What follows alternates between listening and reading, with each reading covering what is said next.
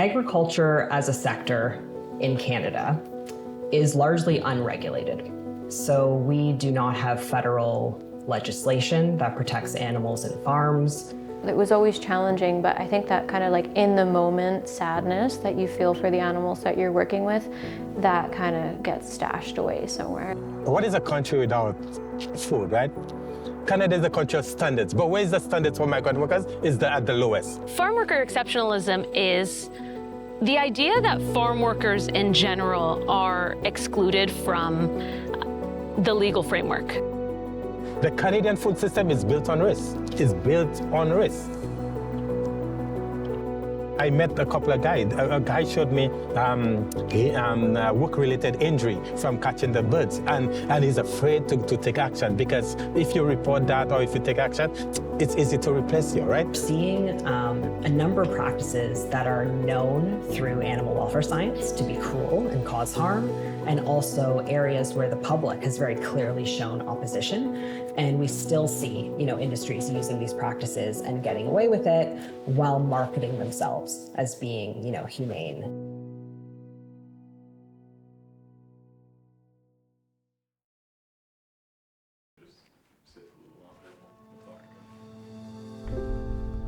My name is Stacy and I am a former undercover investigator.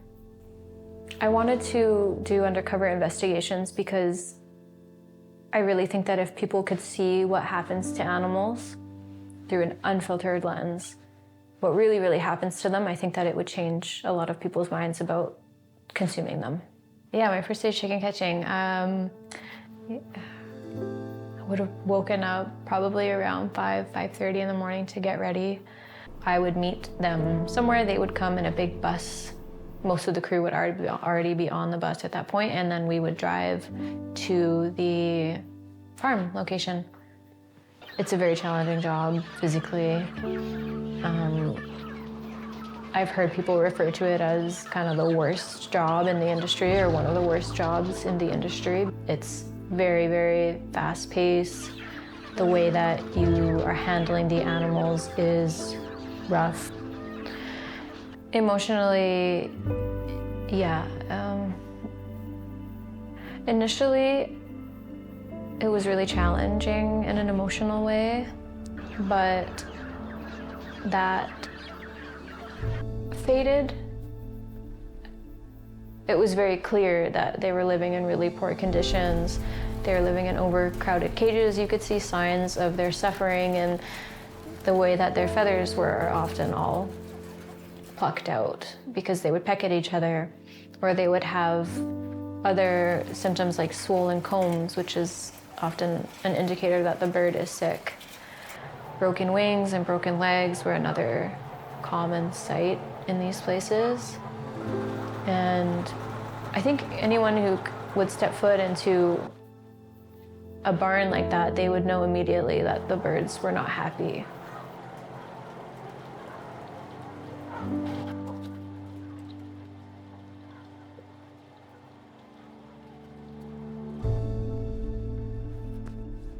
I'm PJ Nyman, and I'm based in Toronto. I've been working as a professional animal advocate for about the last decade. Agriculture as a sector in Canada is largely unregulated. We lack a democratic process for public accountability for how animals are treated on farms. And so in many ways, the agricultural sector is exempt from public scrutiny and is essentially left to itself to decide on the rules that they follow. Globally, the biggest farmed animal welfare issue has been confinement. There has been widespread interest in seeing extreme confinement banned. In Canada, unfortunately, because of the industry being largely unregulated and setting its own standards, they haven't really done enough to fully ban confinement practices. They have to live out their entire life there. A lot of them will die in those cages and have to live amongst their dead cage mates. The average chicken farm in Canada has 36,000 chickens. The average egg farm has 23,000 hens. And so these are factory farms, but the messaging from industry we get is that these are family farms, which I think paints a very different picture than a family who owns a farm of 36,000 chickens. The animals are there as laborers, obviously not by their own choice, but they are there because the natural processes of their bodies are profitable for us and something that we want to consume. And so they are being forced into this sort of labor position so that we can gather their eggs, gather their milk for our own purposes. Mi nombre es Rudy Estuardo Samayo Alique. Vine en el 2009 por primera vez a Canadá, aquí en Canadá, y venir como un contrato de permiso cerrado era por decirlo así, era un privilegio, ¿no? Poder salir de nuestro país y que Canadá nos brindara esa oportunidad de un permiso cerrado, era como ganarse la lotería, ¿no? La verdad que venir a Canadá era por necesidad. Nosotros como trabajadores de allá, pues uno busca darle a nuestros hijos lo mejor. Je m'appelle V. Bénédicte Carole. Je suis arrivée au Canada comme travailleuse temporaire avec un permis fermé de travail. Donc je peux dire que je suis une immigrante qui est immigrée au Canada pour la recherche d'une vie meilleure. Où je me sentais plus considérée comme un objet qu'un être humain. Sans droit, sans rien, j'ai vécu les pires moments de ma vie.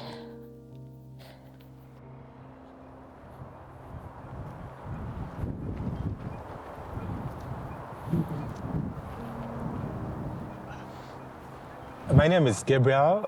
I'm a former migrant farm worker from St. Lucia.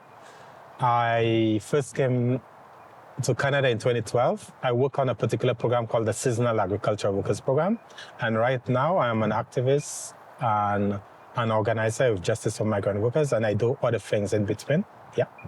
I spent the first 4 years, 4 seasons I work in Leamington, which is the tomato capital. It was a greenhouse, commercial farm.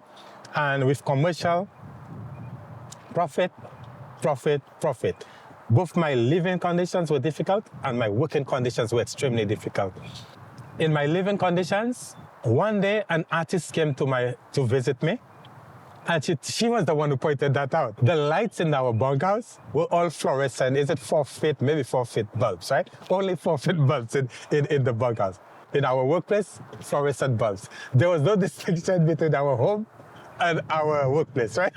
And that's a nice way, a simple way of telling you that your unit of production.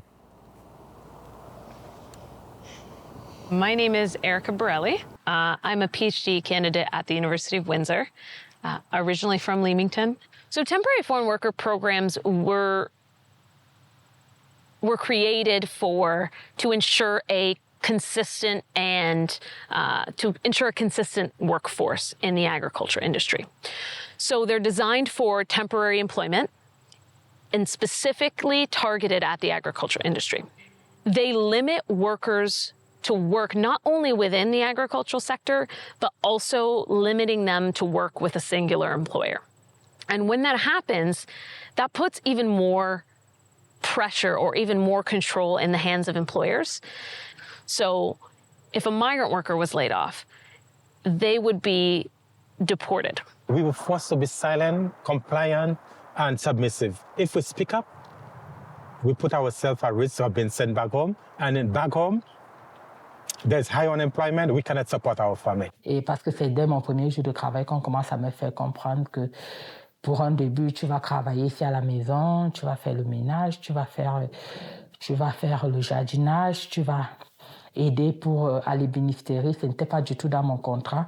Dans mon contrat, je venais uniquement pour la ferme et je devais commencer à la ferme dans 1 semaine. Et c'est dès le premier jour qu'on me fait comprendre que je n'aurais pas de jour de repos, je n'aurais pas beaucoup de frustration, donc, mais j'étais déjà là, j'avais tout vendu pour arriver, donc j'étais comme obligée d'accepter ce qui m'attendait. I living with 125 Guatemaltecos in the same home. 100? 125. How? I don't know. It's difficult to living with 125 people in the home. It's complicated. Y lo más difícil era el ir a cocinar. Si éramos 10 personas en el mismo apartamento, imagínate, hacer turno, era muy complicado. Te vienes costando como a las 11 de la noche, a las 12, si bien te va. Porque hay quienes que se tardan en cocinar, entonces tienes que ser como cola, ¿no? Como fila, como le llamamos, ¿no? The farming industry in Canada is unique because of its limited protections for workers. When we think of these protections, we think of overtime, right? The right to have overtime pay. For example, rest periods, whether you're entitled to a 15-minute break every 3 hours. However, agriculture or farm workers is, like we said, treated as an exception in that they do not have the same coverage with these standards as the general worker. Et comme je le dis souvent, j'ai vécu de l'esclavage moderne en quelque sorte. Il m'arrivait de travailler de jour comme de nuit, surtout quand les petits dindons devaient entrer. Donc finalement, je travaillais 7 jours sur 7 pendant les pratiquement 2 ans que j'ai fait là-bas. Je travaillais tous les jours pendant 7 jours sur 7. Je n'avais pas droit à un jour de repos par semaine. Mon congé que j'ai demandé après pratiquement 2 ans, j'ai demandé un congé d'1 semaine pour souffler un peu, m'a été refusé. Et je travaillais généralement il m'arrivait de travailler entre 7h et 21h.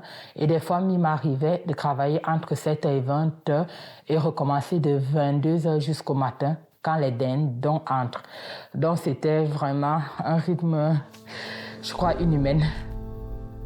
So why do we have migrant workers? Canadians do not want to do that work. They do not want to do that work. And what are those jobs? Dirty, difficult, dangerous, deadly. Every year, an average of 2 workers are dying. Non. Les conditions de travail n'étaient pas sûres. Même pas du tout. Je me suis retrouvée en train de drainer les machines. Je n'avais pas fait une formation pour ça. Je n'ai fait aucune formation sur les machines. J'ai fait des travaux là-bas où je n'avais suivi aucune formation, où je n'avais pas le matériel adéquat et où c'était complètement dangereux. Mais il fallait le faire. Donc, ce n'était pas sécuritaire, pas du tout. Pas du tout. Yeah, the chicken catchers. Those that I met, they told me they work across the province. And sometimes they may travel as long as 4 hours to get to the work site. One direction to get to the work site. So that's 8 hours back, and they do not get paid for that.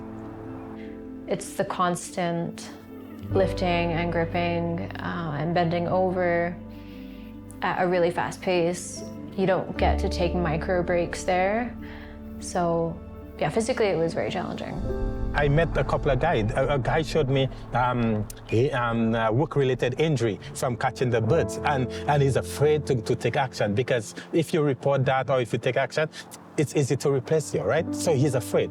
The other question is that, yes, what happened with the hands, ¿no? Empecé con este problema trabajando con carne, ¿no? Pero trabajamos con una máquina algo pesada que funciona a través de aire. Era terrible eso, y trabajando con esa máquina todos los días. Y la máquina dándole, quitando la grasa. Toda la parte de aquí de las articulaciones te lastimaba totalmente esa máquina. Los dedos, automáticamente cuando te levantabas al día siguiente, estos 2 dedos no los podías. Estuve ahí trabajando eso 7 largos años. Fue terrible. Yo pedí mi cambio 3 veces de ese lugar y nunca me escucharon. You have this workplace pressure, pressure to work faster, pressure to work harder. If I complain or if I report my complaint, am I risking my employment? But Also, am I risking my immigration status? Entonces el médico dijo automáticamente que necesitaba operación, pero cuando la empresa supo eso, que yo necesitaba operación, me querían hacer trabajar igual. No me querían dar ni de reposo. Querían que yo siguiera trabajando mis 40 horas sin descansar. Pero para una operación se tardaron 6 meses para una operación. Imagínate cuánto sufrí yo en todo ese lapso. Me operaron de esta mano que son 4 dedos. 4 dedos. Y lo más tremendo fue que yo no formaba parte de la renovación de ellos. Se querían deshacer de mí. Ya no renovándome y yéndome a la casa sin plata. Me faltaba la otra mano operación. Una patada y chao. I think that if people knew about the conditions of farm workers, the hours that they had to work, the lack of overtime pay, I think people would agree that it's not right and it's not fair. In Canada, it is legal. It is legal. It is not illegal. It is legal to exploit the soil. It is legal to exploit the environment. It is legal to exploit migrants. It is legal. It's not an illegal thing. You know, I think going into it, I think I did question how can someone do that? But after working there and working alongside people who do this for a living, you just realize that it's a job and there's no malicious intent there at all. Like, it's just people trying to get by like we all are. What was your experience like working with animals? C'était épouvantable. Déjà, les poules qui devaient pondre les œufs étaient 8 par cage. Ils étaient enfermés comme dans des petits trous où ils étaient 8. Et on autorisait 8 par cage. Moi, je trouvais 8 d'abord, c'était de la maltraitance pour les animaux. Mais à l'au-delà de 8, le patron crachait un peu, il mettait des fois 10, 11 par cage.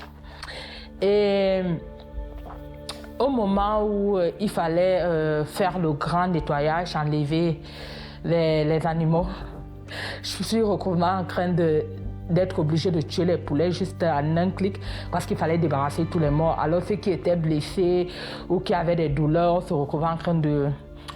Au moment de débarrasser la ferme, on se retrouvait, tu pouvais te retrouver en train de tuer 50 poules par jour. Alors il fallait être rapide. On prenait le poulet, on appuyait juste comme ça, on jetait, on appuyait juste. C'était épouvantable. Quand les poussins arrivaient le premier jour, j'ai failli pleurer parce qu'il fallait qu'on prenne les poussins, on les jette avec des bâtons, on prend, on jette. Et c'était des petits poussins, moi je n'étais pas habituée. J'ai fait l'élevage dans mon pays, mais je n'avais jamais traité les animaux aussi mal, alors j'étais obligée de faire avec parce que je devais montrer que je suis capable. J'avais espoir que mes enfants vont venir et je voulais gagner ces privilèges pour qu'ils honorent à sa parole, mais j'ai participé à la maltraitance des animaux en quelque sorte et je regrette beaucoup. There's no ethical way to exploit someone. Yeah, just because it has like a nice packaging and you think that that animal had a good life, that is so far from the truth and people are being really misled. Until those policies change, like permanent residency upon arrival or open work permits upon arrival, it's going to be very difficult to ensure that migrant farm workers are adequately protected. This system is not sustainable. We are going to need to figure out as a society, as advocates, how we address this and what system we need to replace the current one.